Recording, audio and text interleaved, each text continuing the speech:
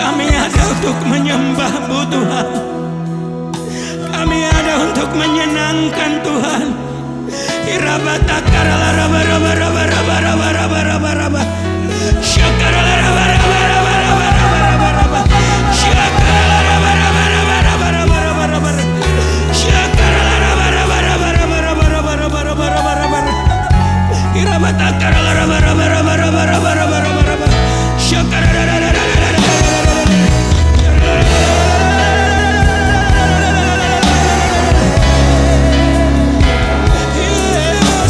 Yesus Tuhan,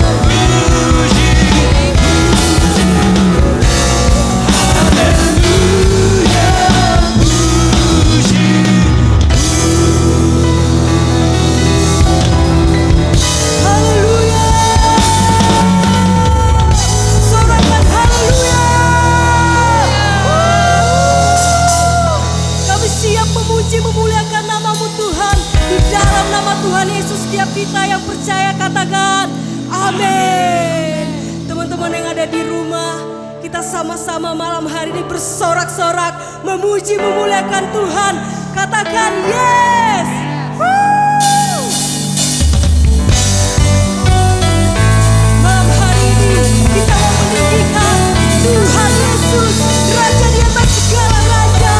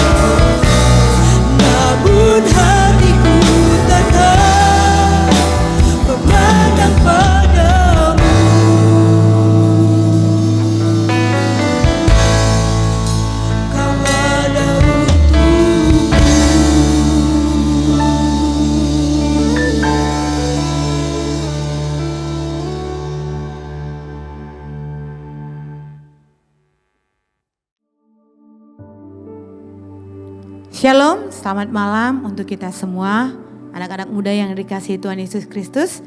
Senang sekali bisa bertemu kembali di Ibadah Pemuda pada malam hari ini, beserta juga dengan adik-adik di JC. Saya percaya kita semua sudah siap untuk mendengarkan firman Tuhan. Namun sebelum kita mendengar firman Tuhan, alangkah baiknya kita berdoa terlebih dahulu. Mari kita berdoa. Tuhan, kami bersyukur, terima kasih untuk malam hari ini. Engkau menolong kami untuk kami boleh bersama-sama kembali beribadah. Kami mau mendengar firman-Mu saat ini Tuhan. Tuntun setiap kami untuk boleh belajar daripada firman-Mu. Bahkan kami boleh melakukan sesuatu hal yang baru di hadapan Tuhan. Ketika firman-Mu disampaikan, kami semua diubahkan. Bahkan kami semua semakin mencintai Engkau Tuhan. Kami bersyukur kepadamu. Terima kasih untuk malam hari ini. Kami siap mendengar firman-Mu. Dalam nama Tuhan Yesus Kristus, kami bersyukur dan berterima kasih. Haleluya, amin. Ya, saya senang sekali bisa diberi kesempatan untuk sharing firman Tuhan untuk kita semua pada malam hari ini. Malam hari ini adalah malam spesial, secara khusus untuk setiap anak-anak muda. Karena sebenarnya malam ini kalau dibilang malam minggu, malam yang fun, malam weekend, di mana setiap orang akan senantiasa menikmati hari karena hari libur seperti itu ya. Tapi walaupun ada yang bekerja malam pada malam hari ini, jangan langsung patah semangat, tetap antusias untuk mendengar firman Tuhan. Nah, sebelum saya menyampaikan kebenaran firman Tuhan, saya perkenalkan diri saya. Nama saya Ruliana Baur Simanjuntak. Saya biasanya pelayanan di Departemen Anak ya, di Kids. Bagi teman-teman yang belum kenal dengan saya percaya malam hari ini sudah kenal karena saya sudah memperkenalkan diri saya. Ya, langsung saja kita akan belajar satu topik, satu tema kebenaran firman Tuhan, yaitu tentang seorang tokoh, yaitu Kaleb. Tema firman Tuhan pada malam hari ini mengubah keadaan, ya.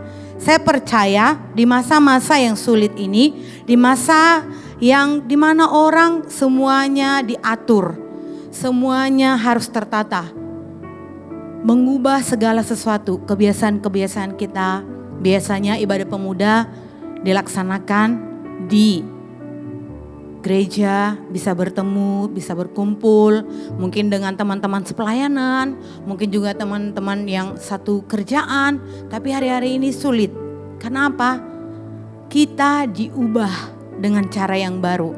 Saya percaya keadaan yang sulit ini akan senantiasa membawa kita untuk semakin dekat kepada Tuhan, bahkan semakin mengalami Tuhan. Mari kita buka bersama di Bilangan 14 ayat 24. Teman-teman semua boleh buka Alkitabnya. Bilangan 14 ayat yang ke-24. Kita mau belajar dari Kaleb. Saya bacakan untuk kita semua.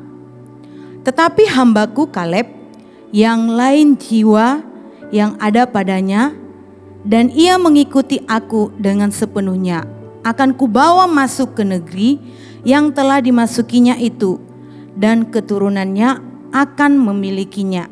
Ya, di sini dikatakan bahwasanya Kaleb dan Yosua adalah utusan Tuhan. Utusan Tuhan untuk menyelidiki ataupun mengintai tanah Kanaan. Tanah yang dijanjikan Tuhan kepada bangsa Israel. Bangsa yang besar, bangsa yang dibawa oleh Tuhan dari perbudakan Mesir. Bangsa yang dibebaskan oleh Tuhan melalui Nabi Musa, bahkan kepada kedua hambanya ini yaitu Kaleb dan Yosua. Yang saya katakan di sini bahwasanya Tuhan akan membawa setiap orang yang mau berubah dari keadaan. Salah satunya ya Kaleb. Kaleb dibawa Tuhan kepada satu perjanjian di mana dia tetap mau melakukan yang terbaik kepada Tuhan. Di sini dikatakan sekali lagi saya bacakan, tetapi hambaku Kaleb karena lain jiwanya.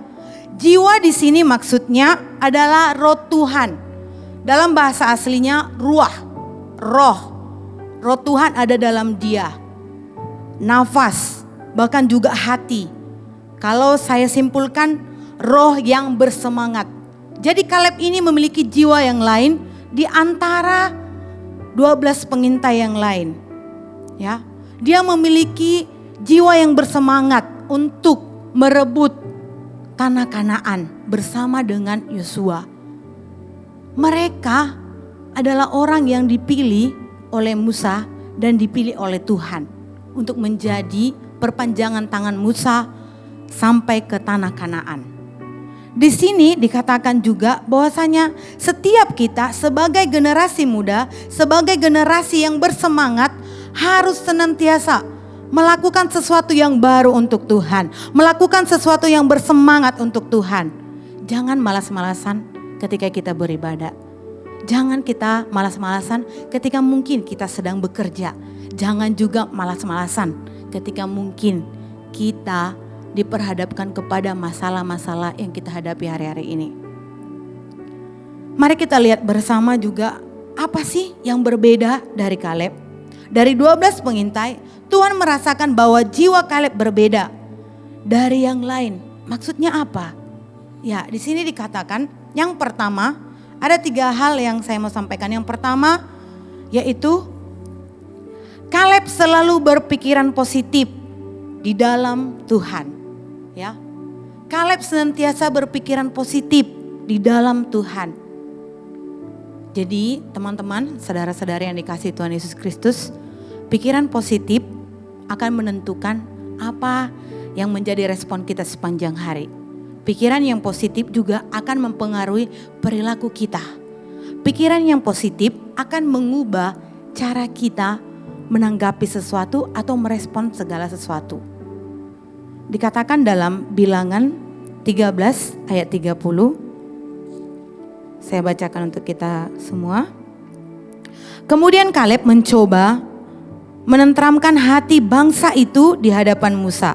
Katanya, "Tidak, kita akan maju dan menduduki negeri itu, sebab kita pasti akan mengalahkannya." Dalam keadaan ini, ketika ke-12 pengintai sampai ke tanah Kanaan, 10 di antara 12 itu mengeluh.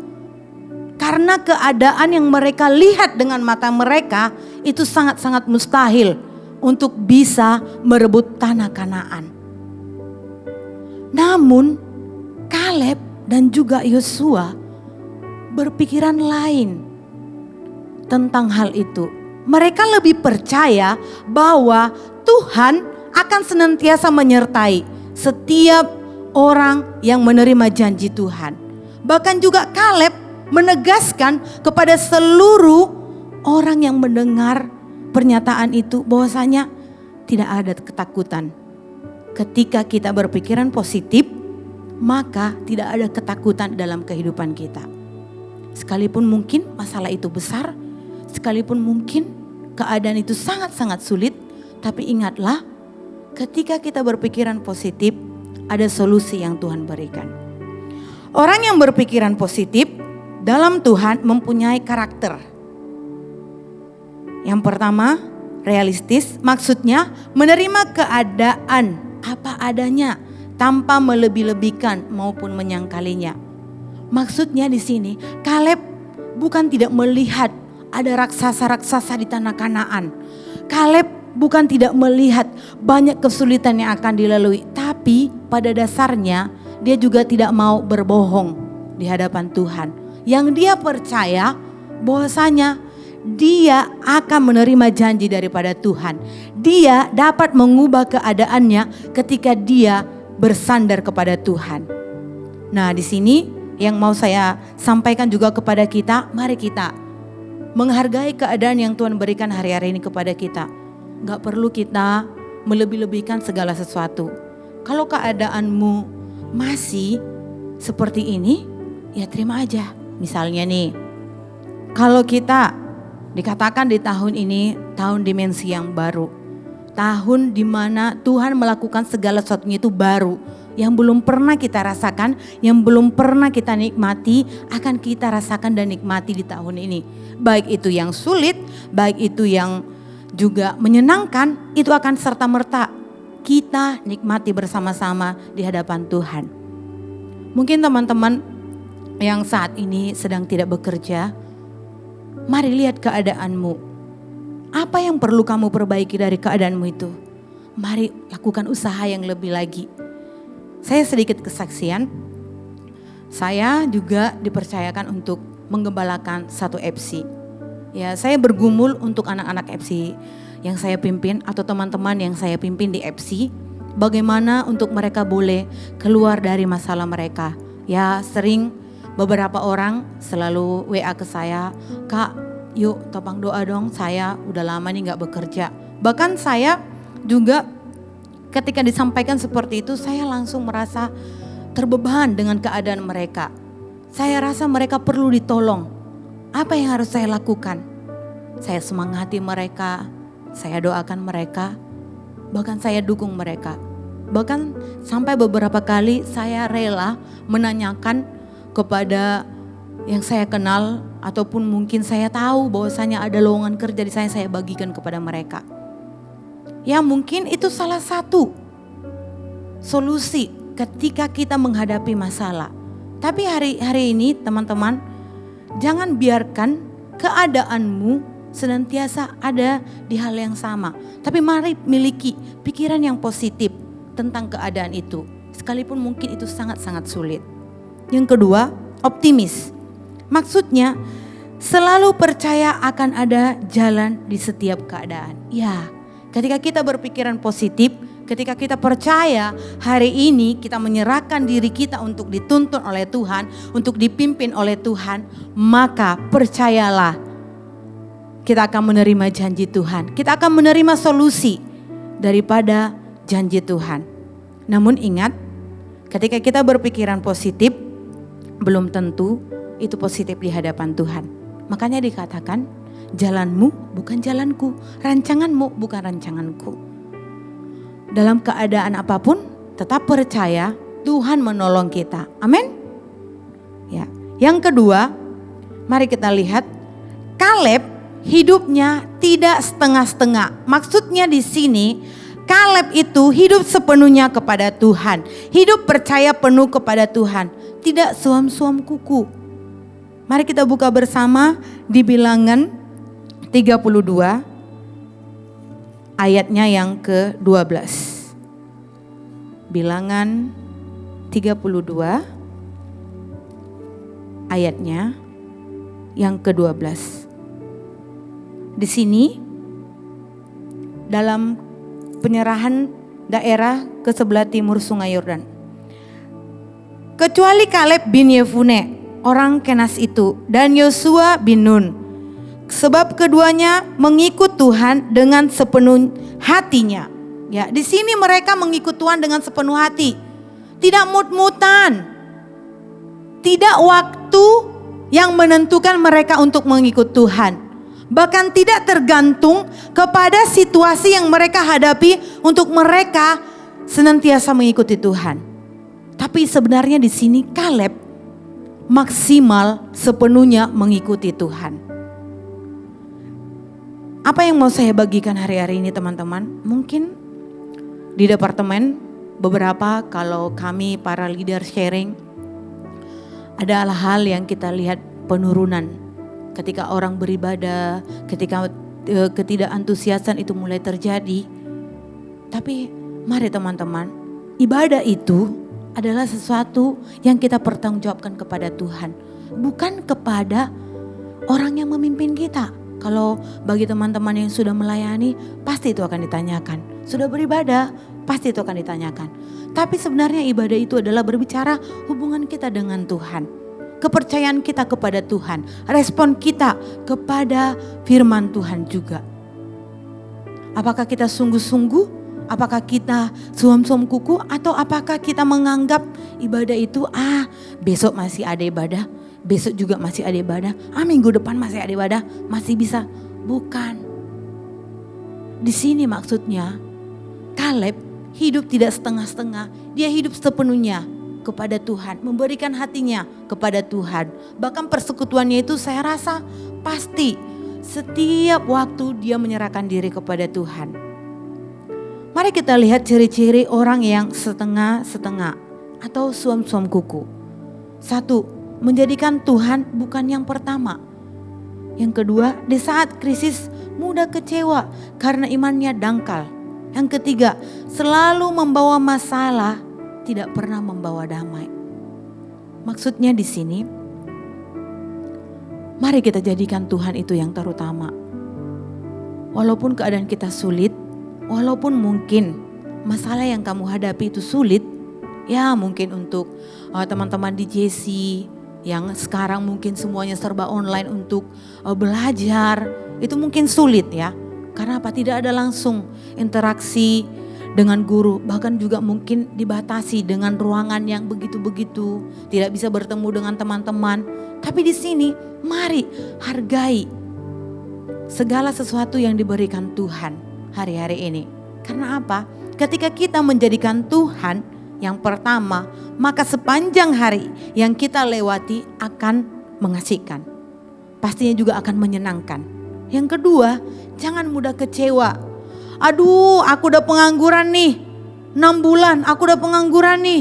4 bulan, aku udah pengangguran nih. 3 bulan. Jangan menganggap itu sesuatu yang akan membuat kamu semakin down.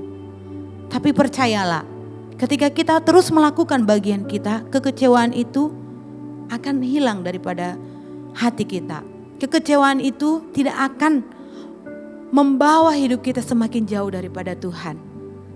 Tapi saya percaya teman-teman, mari tingkatkan iman kepercayaanmu kepada Tuhan Yesus. Tingkatkan kerajinanmu. Mungkin kamu membuat sesuatu itu selama ini tidak sepenuh hati. Mari ubah. Melakukan segala sesuatu itu dengan sepenuh hati, bahkan dengan tanggung jawab. Dan yang ketiga, mari menjadi pembawa damai untuk orang-orang di sekitar kita, mungkin di kos-kos kita. Jangan kita dikenal di kos kita sebagai orang yang mungkin suka bergosip, mungkin suka berpacaran dengan gonta-ganti pacar. Jangan ya, baik itu pria maupun wanita. Mari miliki hal yang baik untuk orang-orang di sekitar kita. Mari kita sebagai orang-orang yang sudah ditebus Tuhan menjadi orang yang dikenal pembawa damai, membawa sukacita kepada orang lain. Saya juga sedikit sharing, beberapa hari ini kami di rumah melakukan hal yang tidak pernah kami lakukan. Mungkin tanda kutip sebagai anak-anak muda juga ya, kita ada rasa bosan, kadang-kadang pasti ada. Jadi kami itu suka sesekali itu main TikTok. Ya, siapa di sini yang tidak kenal dengan aplikasi itu? Pasti semua udah kenal. Bahkan sebelum saya menggunakannya, anak-anak di sekolah minggu juga melakukannya itu. Gitu. Bahkan mungkin remaja ataupun pemuda. Kadang mungkin itu sesuatu yang biasa saja seperti itu. Kita rasa biasa aja, gak apa-apa, yang penting fun, yang penting happy, yang penting bisa ketawa gitu. Tapi sebenarnya itu bisa mengubah kebiasaan kita. Mari kembali kepada kebiasaan yang positif. Bukan berarti saya melarang Anda untuk melakukan atau menggunakan aplikasi-aplikasi tertentu. Tapi mari kita batasi diri kita. Kalau kita bisa berjam-jam pegang HP untuk bermain ataupun mungkin untuk melihat media-media sosial yang sekarang ini lagi trending topik, mari kita ubah. Mari kita berikan waktu untuk belajar daripada kebenaran Tuhan, kebenaran firman Tuhan. Mari kita berikan waktu juga untuk memuji dan menyembah Tuhan. Amin. Amin. Yang ketiga, Kaleb selalu bayar harga untuk mengikut Tuhan. Ya, di sini Kaleb bayar harga. Mari kita buka bersama di Yosua 15 ayatnya yang ke-14. Ketika Tuhan membawa mereka kepada perjanjiannya, Tuhan juga memberikan bagian yang terbaik untuk Kaleb. Ya, saya bacakan untuk kita bersama di sini. Dan Kaleb menghalau dari sana ketiga orang enak, yakni Sesai, Alima, dan Talmai dan anak-anaknya. Ya, di sini maksudnya dia berusaha melakukan yang terbaik. Bayar harga di sini untuk mendapatkan bagiannya, untuk menerima janji Tuhan, untuk mendapatkan Hebron, bahkan untuk diduduki oleh anak-anaknya Kaleb kelak, dia harus bayar harga. Dengan apa? Melawan raksasa-raksasa yang ada di tanah Kanaan itu, yang menduduki negeri itu. Dia melakukan hal itu. Bahkan juga dikatakan Kaleb memiliki mental yang senantiasa mau bayar harga.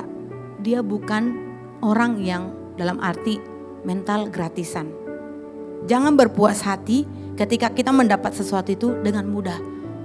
Tapi kita akan berpuas hati ketika kita mendapatkan sesuatu itu dengan satu tindakan yang benar. Pasti artinya itu akan lebih besar. Teman-teman pasti juga akan lebih senang ketika teman-teman mendapatkan misalnya nih gaji dengan yang terbaik ketika teman-teman pekerjaannya baik. Tapi kalau teman-teman malas-malasan bekerja dapat upah yang besar, itu saya rasa pasti juga perginya begitu-begitu aja. Gak akan bisa dalam arti menabung. Karena apa? Tidak menghargai apa yang sudah dilakukan. Tetapi setiap orang yang membayar harga untuk segala sesuatu yang dia kerjakan, pastilah akan melakukan yang terbaik dan menghargai yang dia dapatkan itu. Di sini saya juga menyampaikan bahwasanya kita mungkin memiliki raksasa-raksasa dalam kehidupan kita, kemalasan, ya, atau mungkin juga ketidakingintahuan, cuek. Itu adalah raksasa-raksasa yang hari-hari ini ada dalam diri kita. Tapi mari teman-teman, saya mengajak kita semua untuk lebih lagi membayar harga ketika kita mengikut Tuhan. Jadilah kita orang-orang yang menerima bagian di hadapan Tuhan, menerima janji Tuhan, menerima kemenangan yang daripada Tuhan. Karena apa? Waktunya sudah tidak lama. Kalau kita tidak mempersiapkan diri kita, kalau kita tidak mau bayar harga mengikut Tuhan, maka kita akan tertinggal. Panggilan Tuhan begitu mulia untuk setiap kita. Bayar harga mungkin kita boleh melibatkan diri dalam pelayanan. Aduh, aku gak bisa nih. Aku gak tahu, aku gak bisa jadi singer, aku gak bisa main musik, aduh aku gak bisa ngapa-ngapain. Jangan berpikiran seperti itu. Karena apa? Tuhan sudah mempercayakan sesuatu dalam kehidupan kita. Bahkan Tuhan sudah memberikan talenta yang terbaik dalam diri kita masing-masing. Saya percaya ketika teman-teman melibatkan diri dan mau bayar harga mengikut Tuhan, maka janji Tuhan, bagian yang Tuhan sudah tetapkan akan kita terima bersama. Saya percaya hari-hari ini juga Tuhan mau membangkitkan generasi Yeremia. Generasi yang dipakai Tuhan dengan dahsyat. Generasi juga yang sudah menerima nubuatan daripada hamba-hamba Tuhan. Sudah beberapa tahun dikumandangkan generasi ini akan bangkit. Bahkan dikatakan dari Indonesia sampai ke bangsa-bangsa. Kita akan membawa efek yang sangat besar untuk menjangkau jiwa-jiwa, menyelamatkan jiwa-jiwa. Saya juga percaya teman-teman semua akan senantiasa memiliki kepekaan untuk dekat kepada Tuhan. Sebagai penutup dalam kebenaran firman Tuhan ini, saya mau bacakan ini untuk kita semua. Sebagai orang yang dipilih Tuhan dan dipercaya, kita harus mampu mengubah keadaan kita. Bukan sebaliknya, tidak diubah oleh keadaan. Jadi jangan keadaan yang mengubah kita, tapi kita yang mengubah keadaan kita. Di saat segala sesuatu tidak baik, kita harus mampu juga berpikiran positif. Serta semakin sungguh-sungguh di dalam Tuhan. Sehingga tidak larut dalam keadaan yang sulit. Tapi kita bisa keluar. Dan kita menyadari bahwa Tuhan adalah yang terbaik di dalam kehidupan kita. Mari jadilah Kaleb-Kaleb pada zaman ini. Walaupun mungkin keadaannya sulit, tapi saya percaya ketika kita senantiasa berpikiran positif di dalam Tuhan, hidup tidak setengah-setengah tapi sepenuh hati, doakan juga kita mau bayar harga untuk melayani Tuhan. Saya percaya janji Tuhan akan digenapi dalam kehidupan kita. Saya juga percaya teman-teman akan memiliki semangat yang baru dalam menghadapi hari-hari ini. Demikian kebenaran firman Tuhan yang saya bagikan pada malam hari ini. Mari kita terus membawa hati kita untuk dekat kepada Tuhan. Kita terus membawa jiwa kita untuk terus mengalami perjumpaan dengan Tuhan di setiap ibadah-ibadah yang ada. Terima kasih untuk kita semua. Mari kita tutup ibadah kita di dalam doa.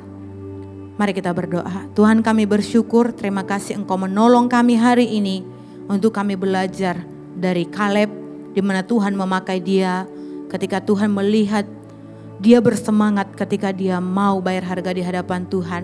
Bahkan dia mau Tuhan Yesus Kristus melakukan apa yang menjadi bagiannya di hadapan-Mu. Kami juga Tuhan, baik itu para pemuda-pemudi maupun Tuhan anak-anak JC, kami percaya kami orang-orang yang Tuhan sudah pilih, orang-orang yang sudah Tuhan percayakan menerima janji-Mu untuk mendapatkan bagian. Bahkan kami bisa mengubah segala sesuatu yang buruk dalam kehidupan kami menjadi baik. Kami bisa mengubah segala sesuatu yang senantiasa Tuhan percayakan untuk kami pergunakan. Kami bersyukur kepada Tuhan, Engkau menolong kami semua. Biar Roh Kudus senantiasa melingkupi kami, membawa kami kepada dimensi yang baru, membawa kami kepada level yang baru, di mana kami semakin mencintai Tuhan. Di dalam segala keadaan kami tetap percaya kepada Engkau ya Tuhan Yesus Kristus. Terima kasih untuk malam hari ini, kami siap menerima berkat yang daripada Engkau. Mari teman-teman, arahkan kedua tanganmu, angkat kedua tanganmu, terimalah berkat daripada Tuhan Yesus, berkat cinta kasih daripada Tuhan, berkat pemeliharaan sempurna, persekutuan yang manis dengan Roh Kudus menjadi bagian kita hari ini, besok, sampai selama-lamanya. Di dalam nama Tuhan Yesus Kristus, sama-sama kita katakan amin. Tetap semangat, tetap ikuti ibadah-ibadah pemuda dan juga Jesse, biar terus kita semangat di dalam Tuhan. Terima kasih, Tuhan Yesus memberkati kita semua.